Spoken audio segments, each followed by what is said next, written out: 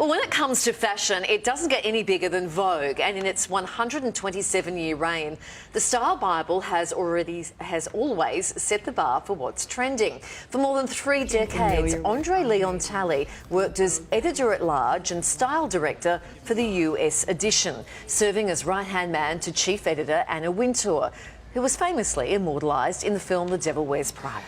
In his new memoir, The Chiffon Trenches, Andre shares the insider secrets from his fascinating career, from starting out with Andy Warhol to globe-trotting with Naomi Campbell.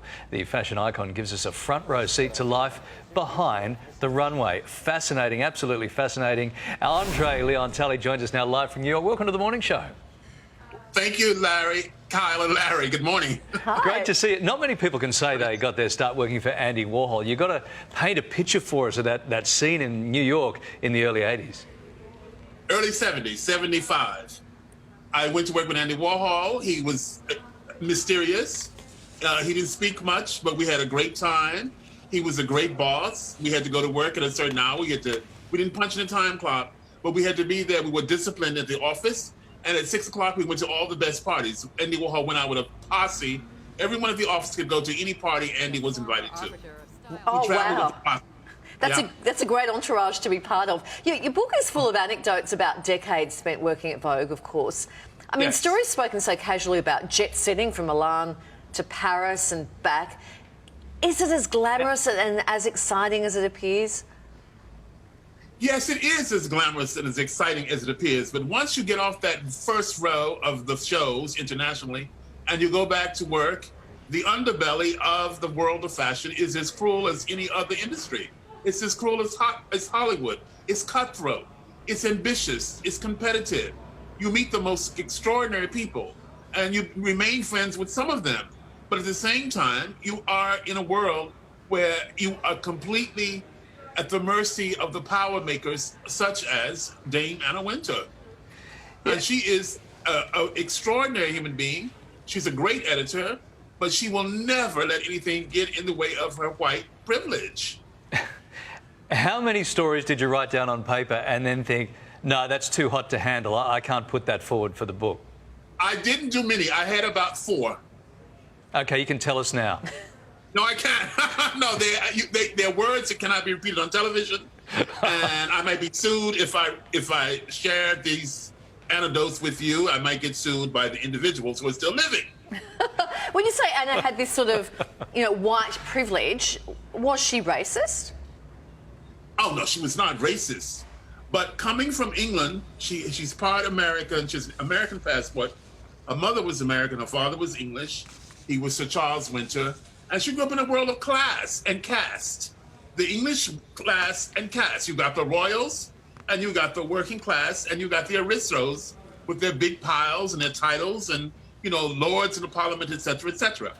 Anna grew up in the world of class. She is by no means a racist. I absolutely say that unequivocally. She is not a racist. But she is a woman who is a woman of great power, and she does not allow anything to interfere with her power. She recently put out a statement publicly saying that because of her cruel and intolerant behavior, she had to apologize for the lack of diversity at Vogue.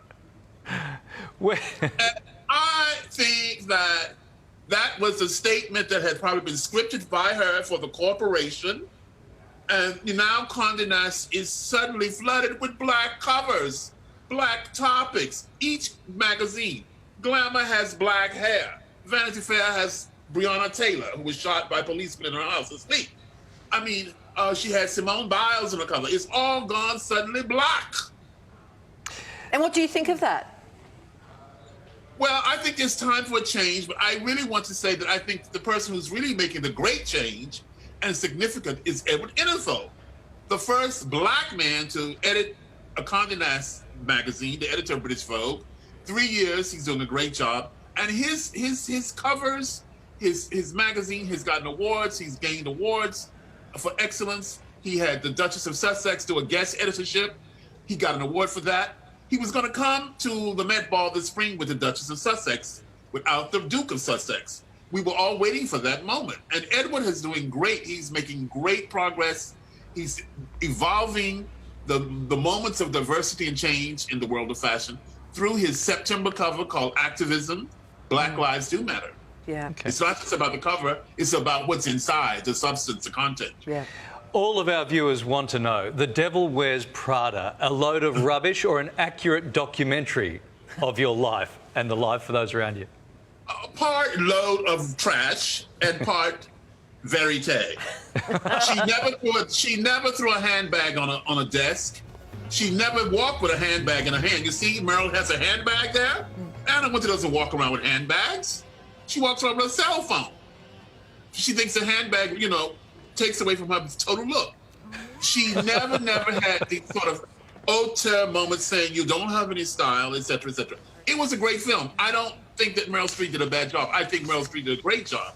But it was part trash and some verite, cinema verite. Yeah, people don't know that you were behind one of the greatest fashion couplings. You introduced Michelle Obama to designer Jason Wu, and then she went on to wear, his dress at the inauguration. Yes. I mean, is your life a series of celebrity designer crossover moments? No, I just think that I was assigned by Anna to profile Michelle Obama for the first issue when she became First Lady, and it was a great moment. And to say another woman that Anna would send me to style was Melania Trump for her wedding. I mean, I was sent to Paris to help Melania pick her dress from Dior. The dress allegedly cost $130,000. And these are the things you did when you were at Vogue, close to Anna Wintour. I got the top grade assignments, and I'm proud of my work at Vogue. And I miss the world of my friends, my comrades at Vogue magazine. I miss my close friends, Grace Coddington, Colin Serve, Tawny Goodman. I miss the world of Vogue, the world of fashion. But I think that Madame Wintour has erased me from her cell phone contact. I do think that she's deleted me. Do you ever think you'll reconcile with that? I hope and I pray. I hope that one day. I dream about Anna Wintour. Can you believe that? What sort of dreams do you have about Anna Wintour? I dream, but they're funny dreams. We're sometimes at a fashion show. We're sometimes walking down the street. I have pleasant dreams, and I sometimes have a dream that we are just talking, and I hope one day I'll meet her at a party. We'll look at each other across the room and embrace each other and run to each other and start crying or something. I don't know. Andre, we're nearly right out of time, but I just wanted to ask you, you've worked with so many celebrities like J-Lo and Cher and Kim and Kanye. If you had to be trapped in an elevator with any of those fabulous celebs that you worked with, who would you most like to be trapped in an elevator with? Rihanna.